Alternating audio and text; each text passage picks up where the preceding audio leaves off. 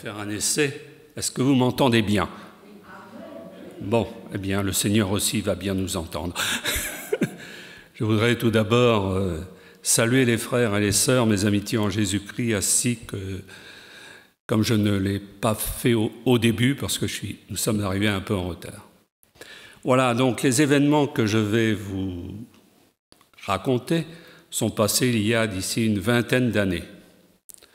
Donc il faut que ça soit encore frais dans ma tête. Mais c'est toujours frais lorsqu'on a un témoignage à apporter. J'ai apporté à ce témoignage un titre: l'importance de semer. Et à travers ce qui m'a prédisposé à cela, c'est la parabole du semeur. Et ensuite, vous serez mes témoins. Donc, serez les témoins, c'est un impératif, c'est un ordre qui me plaît aujourd'hui et auquel je rends grâce au Seigneur de pouvoir le faire. Voilà, donc maintenant je vais vous planter le décor. Rapidement, Bloom arrive un divorce. Flac. Vous allez dire, je n'ai pas été surpris. Bon, mais là, on n'insiste pas, le point de départ, c'est cela. Lorsqu'il vous arrive cela, qu'est-ce que vous cherchez? Eh bien, vous cherchez ce qui va se passer. Et comment chercher ce qui va se passer lorsqu'on n'est pas dans le Seigneur? Les réminiscences juvéniles sont là. On a parlé de voyants, de ceci et de cela. Eh bien, on va les trouver. Voilà, on a besoin d'être réconforté, de savoir, d'être rassuré. Et là, c'est un piège. Parce qu'il vous entoure de mensonges, mais aussi de vérité. Et on continue, et on continue. Et puis, vous dépensez des fortunes. Mais vous n'êtes toujours pas satisfait. Alors, on va chercher ailleurs. Et ailleurs, je vous dirais que j'ai fait beaucoup de recherches. Des livres, j'en ai lu. La théosophie, et ainsi de suite. Enfin, je ne vous dis pas tout ça de manière à ne pas vous troubler, à ce que vous ne les cherchiez pas, mais Dieu vous en a protégé et vous protégera. Donc, ceci dure un certain temps. Mais, à travers cela, une pensée surgit. Le monde invisible, le monde spirituel existe.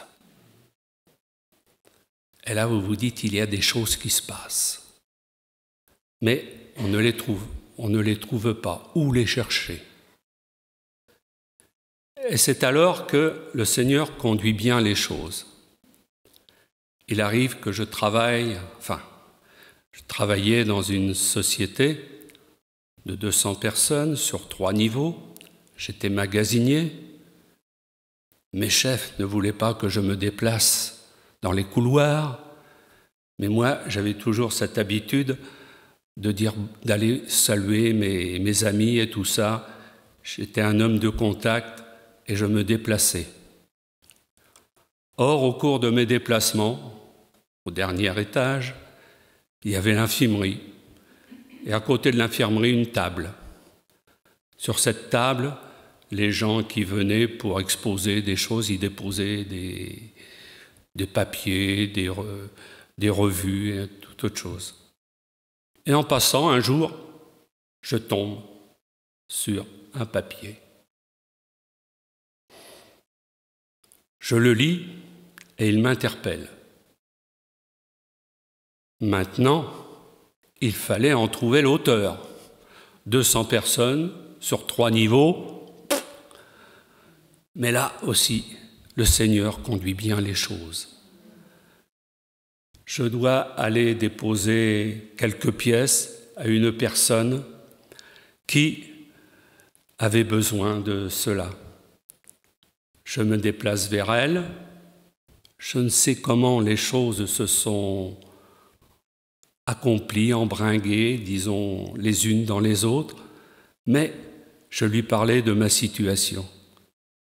Et cette personne avait vécu les mêmes expériences que moi.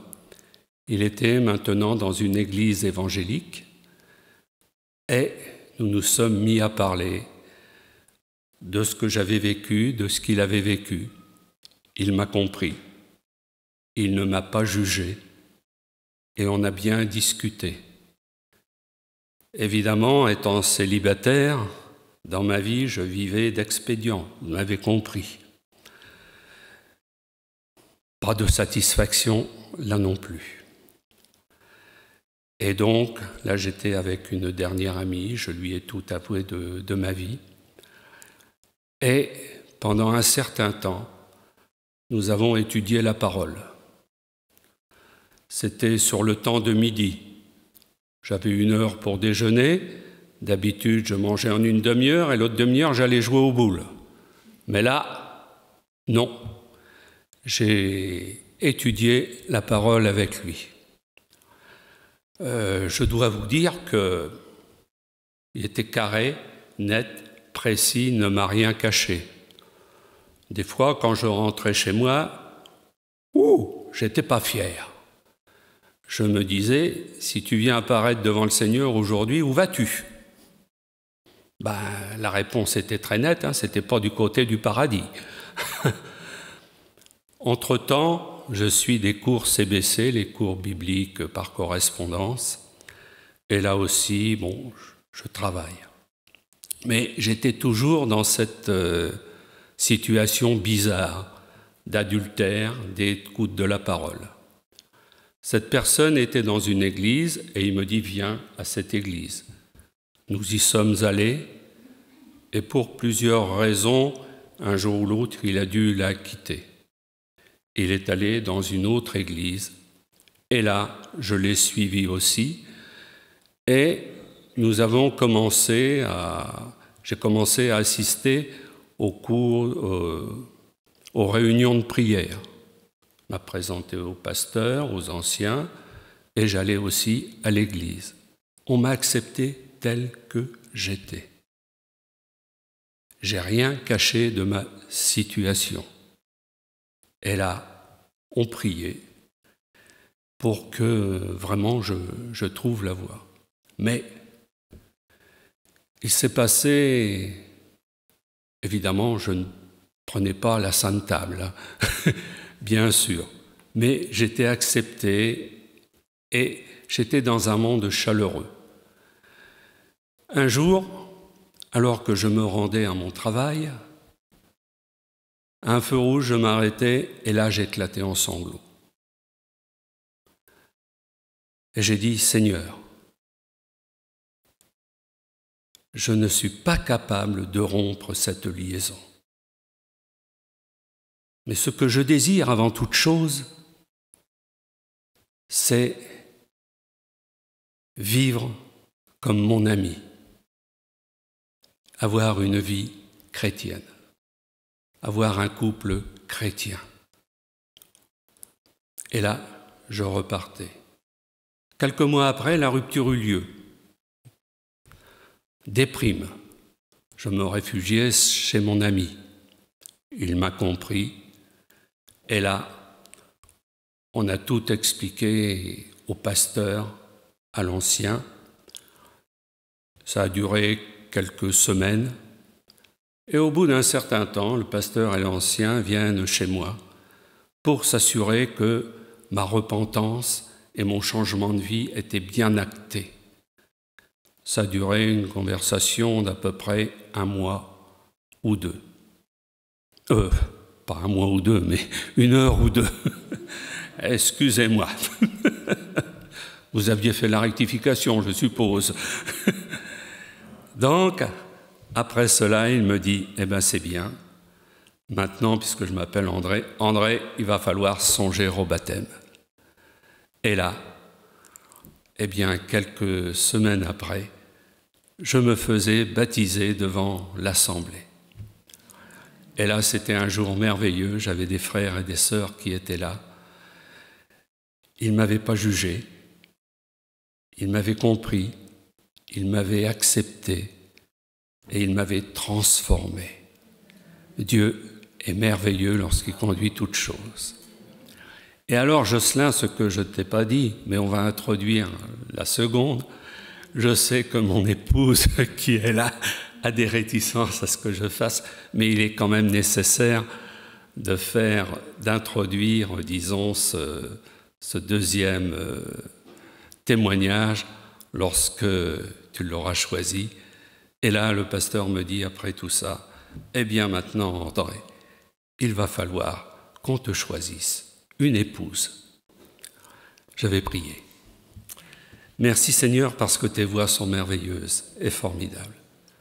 Lorsqu'on se sent conduit par toi, tu nous conduis avec merveille, avec amour, avec sincérité, avec vérité, car tu aimes le pécheur qui se repent. Alors Seigneur, merci. Merci que ce témoignage puisse encourager d'autres frères et des sœurs qui sont dans des situations difficiles à se tourner vers toi pour être libérés. Libérés du filet de l'oiseleur, libérés de ses enchantements, libérés d'une vie superficielle pour trouver la vie véritable, celle que l'on a en toi, dans ta présence. Seigneur, merci parce que tu es un Dieu merveilleux. Et maintenant, j'ai le plaisir d'être avec toi, de sentir ta présence et de pouvoir le témoigner et de pouvoir inviter d'autres personnes à suivre ta voie. Amen.